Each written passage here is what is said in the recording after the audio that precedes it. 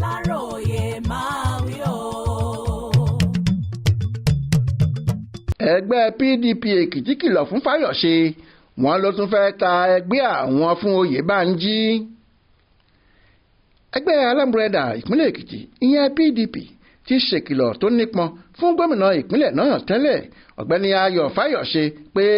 kó jìnnà síbi ìpàdé àpapọ̀ ìyẹn National Congress ẹgbẹ́ náà tó ń bọ̀ nínú oṣù kẹjọ ọdún tá a wà yìí. bákan náà ni ẹgbẹ́ náà tó fẹ̀sùn kan gómìnà tẹ́lẹ̀ rí àtijọ́ yìí pé ó tún fẹ́ padà ta ẹgbẹ́ àwọn fún gómìnà ìpínlẹ̀ ọ̀hún lọ́wọ́lọ́wọ́ ọ̀gbẹ́ni Bíọ́dún Oyèbánjí gẹ́gẹ́ bó ṣe tà á lọ́dún 2022 lákòókò ìdìbò gómìnà tó wáyé nígbà náà. ìkìlọ̀ yìí wáyé lákòókò tí gómìnà tẹ́lẹ̀ rí yìí ṣàbẹ̀wò síjọba ìbílẹ̀ Ìṣẹ́ Ọ̀rùn. àbẹ̀wò yìí wáyé gẹ́gẹ́ bí ìgbésẹ̀ àti ìpolongo fún ètò ìpàdé gbogbogbò ẹgbẹ́ PDP tó ń bọ̀ lọ́nà. tí ẹ ò bá gbàgbé ọ̀gbẹ́ni Fáyọ̀ṣe ti bẹ̀rẹ̀ ètò àbẹ̀wò àti ìfikùnlukùn ká gbogbo ìjọba ìbílẹ̀ tó wà nípìnlẹ̀ Èkìtì láti lè la àwọn ọmọ ẹgbẹ́ náà lọ́yẹ̀ nípa ètò ìpàdé àpapọ̀ tó ń bọ̀ lọ́nà yìí.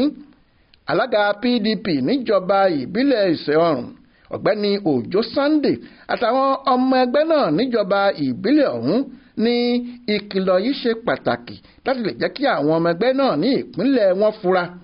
kí wọ́n má ṣe jẹ́ kí gómìnà tẹ́lẹ̀ rí ọ̀hún tó tàn wọ́n jẹ gẹ́gẹ́ bó ṣe máa ń ṣe.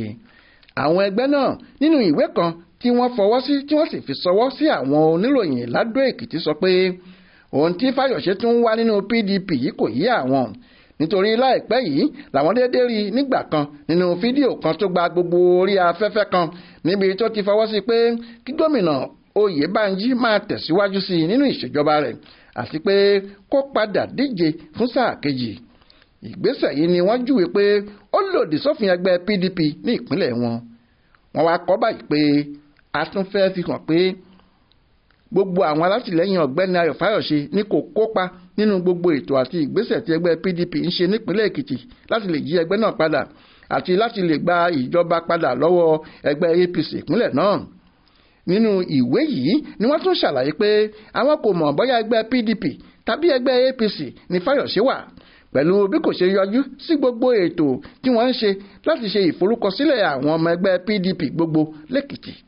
wọ́n sọ pé ìyàlẹ́nu ló jẹ́ fún gbogbo àwọn pẹ̀lú báwọn ṣe ṣàdédé rí gómìnà tẹ́lẹ̀ rí ọ̀hún ní àwọn ìjọba ìbílẹ̀ kan níbi tó ti ń ṣe ìpolongo àti ìfikùnlukùn pé